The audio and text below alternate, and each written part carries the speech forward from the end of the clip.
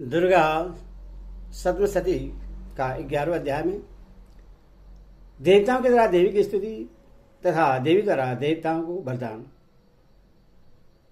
सुनिए। सबसे पहले ध्यान, मैं भुवनेश्वरी देवी का ध्यान करता हूँ। उनके श्री अंगों की आभा प्रातःकाल के सूर्य के समान है और मस्तक पर चंद्रमा का मुकुट है। वे उभरे हुए स्तनों और 3 नेत्रों से युक्त हैं। उनके मुख पर मुस्कान की छटा छाई रहती है। हाथों में वरद अंकुश पास एवं अभय मुद्रा शोभा पाते हैं। ऋषि कहते हैं, देवी के द्वारा यहाँ महादैत्यवधि शुंभ के मारे जाने पर इंद्र आदि देवता अग्नि को आगे करके उन कादियानी देवी की स्तुति करने लगे। उस समय अभिष्ट की प्राप्ति होने से उनके मुख कमल दहक उठे थे और उनके प्रकाश से दिशाएं भी जगमगा उठी थी।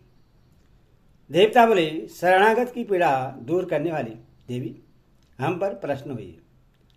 संपूर्ण जगत की माता प्रश्न हो विश्वेश्वरी, विश्व की रक्षा करो देवी, तुम ही चराचर जगत की अधीश्वरी हो।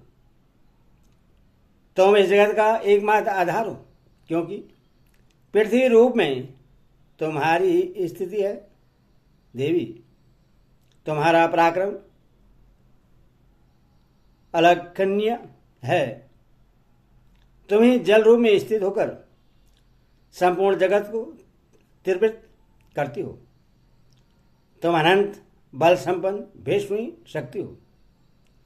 इस विश्व की कारणभूता परामाया हो देवी। तुमने इस समस्त जगत को मोहित कर रखा है।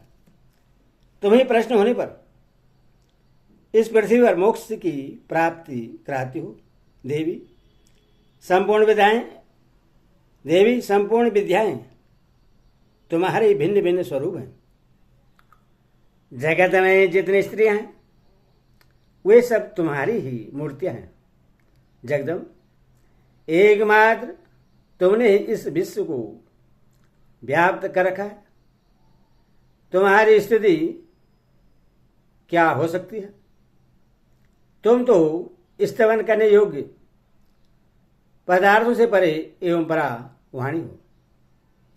जब तुम सर्वस्वरूपा देवी स्वर्ग तथा मोक्ष प्रदान करने वाली हो, तब इसी रूप में तुम्हारी स्तुति हो गई। तुम्हारी स्तुति के लिए इससे अच्छी युक्तियां और क्या हो सकती है? बुद्धि रूप से सब लोगों के हृदय में विराजमान रहने वाली तथा स्वर्ग एवं मोक्ष प्रदान करने वाली नारायणी देवी, तुम्हें नमस्कार है। कला काष्ठा आदि के रूप में कर्मशो परिणामावस्था परिवर्तन की ओर ले जाने वाली तथा विश्व का उपसंहार करने में समर्थ नारायणी, तुम्हें नमस्कार है। नारायणी, तुम सब प्रकार का मंगल प्रदान करने वाली मंगलमयी हो, कल्याणदायिनी शिवा हो। सब पुरुषार्थों को सिद्ध करने वाली शरणागत वत्सला 3 नेत्र वाली एवं गौरी हो, तुम्हें नमस्कार है। तुम सृष्टि, पालन और संहार की शक्तिभूता सनातनी देवी, गुणों का आधार तथा सर्वगुणमयी हो। नारायणी, तुम्हें नमस्कार है। शरण में आए हुए दीनों एवं पीड़ितों की रक्षा में संलग्न रहने वाली तथा सबकी पीड़ा दूर करने वाली नारायणी देवी, तुम्हें नमस्कार है। नारायणी, तुम ब्राह्मणी का रूप धारण करके हंसों से जुते हुए विमान पर बैठती तथा कुछ मिश्रित जल छिड़कती रहती हो, तुम्हें नमस्कार है।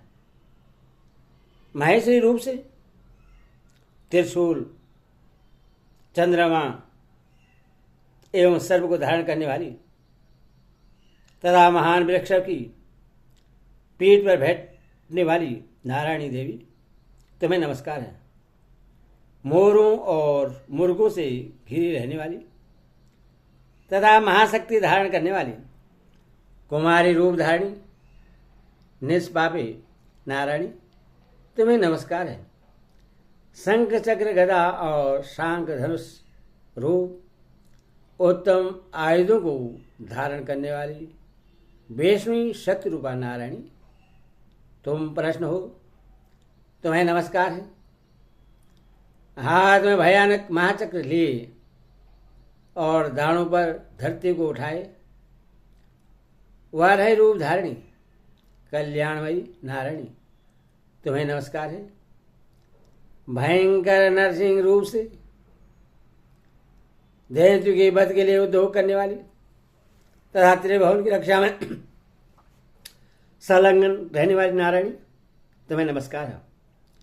मस्तक व कृट और हाथ में महावज्र धारण करने वाली सहस्त्र नेत्रों के कारण उद्दीपित दिखाई देने वाली और वीरतासुर के प्राणों का आवहरण करने वाली इंद्र शक्ति रूपा नारायणी देवी, तुम्हें नमस्कार है। शिवदूती रूप से दैत्य की महती सेना का संहार करने वाली भयंकर रूप धारण तथा विकट गर्जना करने वाली नारायणी, तुम्हें नमस्कार है। दाढ़ों के कारण विकराल मुख वाली मुंडमाला से विभूषित मुंडमर्दिनी चामुंडा रूपा नारायणी, तुम्हें नमस्कार है। लक्ष्मी, लज्जा, महाविद्या, सरदा, पुष्टि, स्वदा, धूर्वा, महारात्रि तथा महा अविद्या रूपा नारायणी, तुम्हें नमस्कार है। मेधा, सरस्वती, वरा, भूति, वाराभी, भूरे रंग का ध्वा, पार्वती, तामसी, निहंता, स्वयंप्राण तथा ईशा सबकी अधीश्वरी रूपिणी नारायणी, तुम्हें नमस्कार है। सर्वस्वरूपा, सर्वेश्वरी तथा सब प्रकार की शक्ति से संपन्न दिव्य रूपा दुर्गे देवी, सब भयों से हमारी रक्षा करो, तुम्हें नमस्कार है। कात्यायनी, यह तीन लोचनों से विभूषित तुम्हारा सौम्य मुख सब प्रकार के भयों से हमारी रक्षा करे, तुम्हें नमस्कार है। भद्रकाली, ज्वालाओं के कारण विकराल प्रतीत होने वाला अत्यंत भयंकर और समस्त असुरों का संहार करने वाला तुम्हारा त्रिशूल भय से हमें बचाए, तुम्हें नमस्कार है। देवी, जो अपनी धौली से संपूर्ण जगत को व्याप्त करके दैत्य के तेज नष्ट की देता है, वह तुम्हारा घंटा हम लोगों की पापों से उसी प्रकार रक्षा करे जैसे माता अपने पुत्र की बुरे कर्म से रक्षा करती है। चंडिके, तुम्हारे हाथों में सुशोभित खंडक जो असुरों के रक्त और चर्बी से चर्चित हैं, हमारा मंगल करें। हम तुम्हें नमस्कार करते हैं। देवी, तुम प्रश्न होने पर सब रोगों को नष्ट कर देती हो और कुपित होने पर मनोवांछित सभी कामनाओं का नाश कर देती हो। जो लोग तुम्हारी शरण में जा चुके हैं उन पर विपत्ति तो आती ही नहीं। तुम्हारी शरण में गए हुए मनुष्य दूसरों को शरण देने वाले हो जाते हैं। देवी अंबिके, तो अपने स्वरूप को अनेक भागों में व्यक्त करके नाना प्रकार के रूपों से जो इस समय इन धर्मद्रोही महादैत्यों का संहार किया है, वह सब तो वह सब दूसरी कौन कर सकती है? विद्याओं में ज्ञान को प्रकाशित करने वाले शास्त्रों में तथा आदि वाक्यों वेदों में तुम्हारे सिवा और किसका वर्णन है?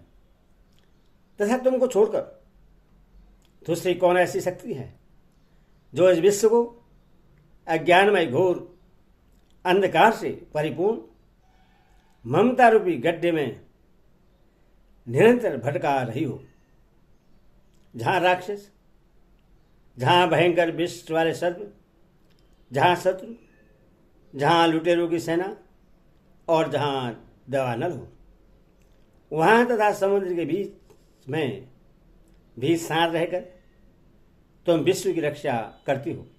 विश्वेश्वरी, तुम विश्व का पालन करती हो, विश्व रूपा हो, इसीलिए संपूर्ण विश्व को धारण करती हो। तुम भगवान विश्वनाथ की भी वंदनीय हो। जो लोग भक्तिपूर्वक तुम्हारे सामने मस्तक झुकाते हैं वे संपूर्ण विश्व को आश्रय देने वाले होते हैं। देवी, प्रश्न हो, जैसे समय असुरों का वध करके तुमने शीघ्र ही हमारी रक्षा की है, उसी प्रकार सदा हमें शत्रुओं के भय से बचाओ। संपूर्ण जगत का पाप नष्ट कर दो और उत्पात एवं पापों के फलस्वरूप प्राप्त होने वाला महामारी आदि बड़े बड़े उपद्रवों को शीघ्र दूर करो। विश्व की पीड़ा दूर करने वाली देवी, हम तुम्हारे चरणों पर पड़े हुए हैं। हम पर प्रश्न हो।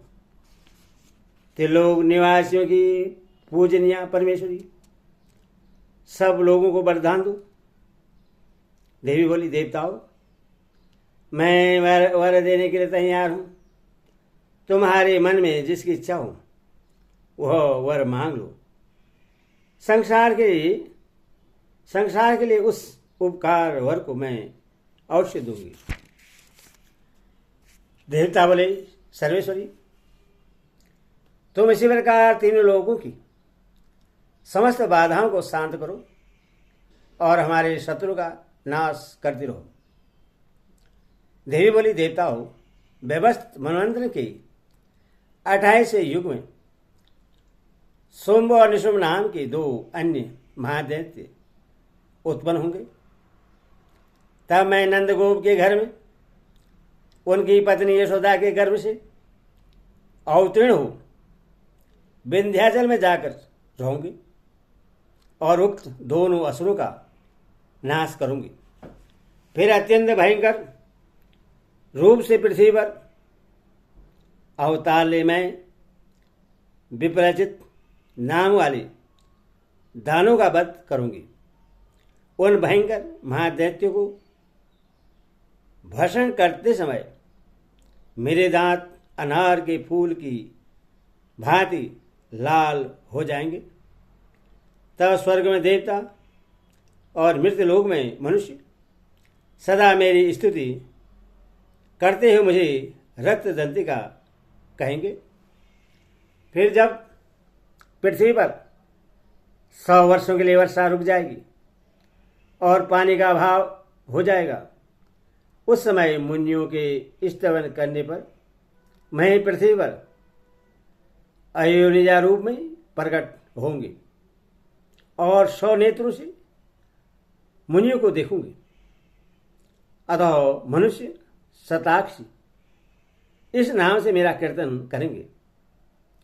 देवताओं, उस समय मैं अपने शरीर से उत्पन्न हुए शाकों द्वारा समस्त संसार का भरण पोषण करूंगी।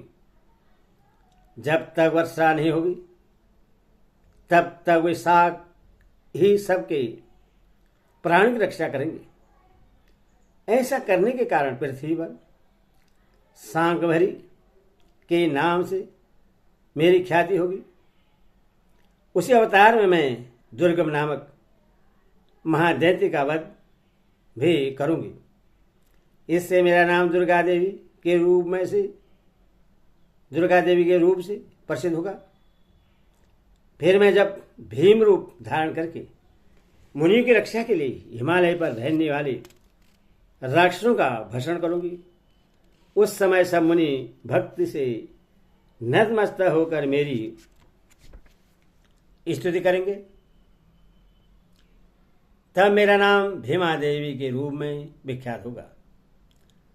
जब अरुण नामक दैत्य तीनों लोगों में भारी उपद्रव मचाएंगे, तब मैं तीनों लोगों का हित करने के लिए 6 पैरों वाले असंख्य भरमरों का रूप धारण करके उस महादैत्य का वध करूंगी। उस समय सब लोग भारमरी के नाम से चारों ओर मेरी स्तुति करेंगे। इस प्रकार जब तक संसार में दानवी बाधा उपस्थित होगी, तब तक अवतार लेकर मैं शत्रु का सहार करूंगी। इस प्रकार मार्कंडेय पुराण में सर्ववाणी मनवंतरी की कथा के अंतर्गत देवी महात्म्य में देवी स्तुति नामक 11 अध्याय पूरा हुआ। बोल दुर्गे माता की जय, भुवनेश्वरी देवी की जय, देवी की जय।